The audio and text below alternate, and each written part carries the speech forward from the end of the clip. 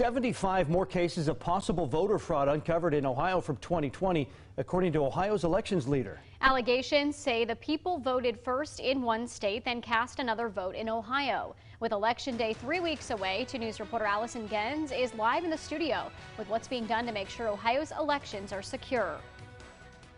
John Brook, from the Secretary of State's office down to our local boards of election, people on all levels are working to make sure Election Day is secure in Ohio. And one group you might not even think about, poll workers, say that they see this message in action.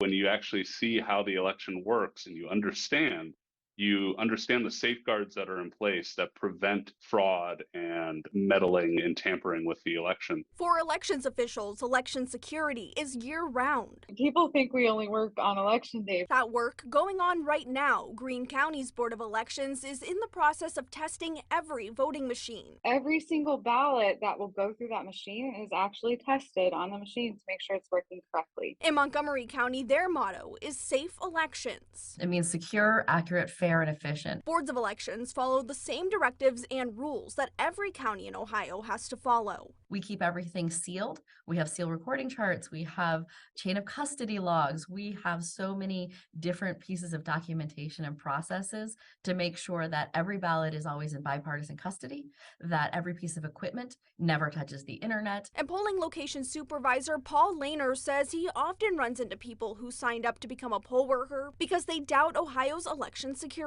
They come in and say, I'm here to find what's wrong and prove that, one party's hurting the other or doing something to manipulate the results of this. And at the end, every single one of them says, I don't see how that's possible. Boards of election in the Miami Valley are still recruiting poll workers to make sure they're prepared with enough people for November 8th. In the studio, Allison Gens, 2 News, working for you.